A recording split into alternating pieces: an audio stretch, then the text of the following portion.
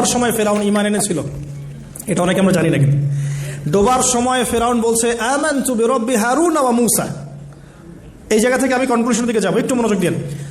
ফেরাউন বলছে আমানতু বিরব্বি হারুন ওয়া মূসা, কখন বলছে?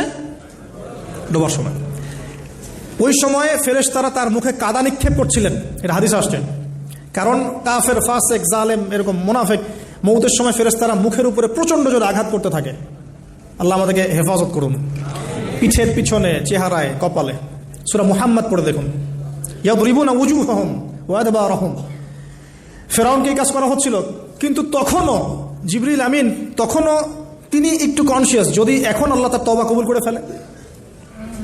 আল্লাহ পাক তওবা কবুল করলেন না। আল্লাহ পাক বললেন আজকে তো আমি তোমাকে ক্ষমা করছি না, বরং আজকে থেকে আমি তোমার এই যে বডি, তোমার দেহ বাদান, এটাকে প্রিজার্ভ করব, সংরক্ষণ করব। কেন সংরক্ষণ করব? কেন তোমার দেহটাকে আমি সংরক্ষণ করলাম? আল ইয়াউমা নুনাজ্জিকা বিবাদানিকা, তোমার দেহটাকে আজকে আমি প্রিজার্ভ করে রাখবো। কেন?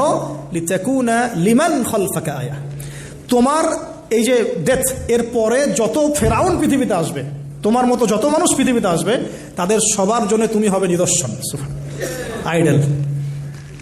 তাহলে ফেরাউনের বডিটাকে প্রিজার্ভ করা হচ্ছে কেন ভাই? যাতে ফেরাউনি চরিত্র যাদের মধ্যে আছে তাদেরকে আল্লাহ পাক এর মধ্য দিয়ে শিক্ষা দিতে পারে, জাস্ট এতটুকু।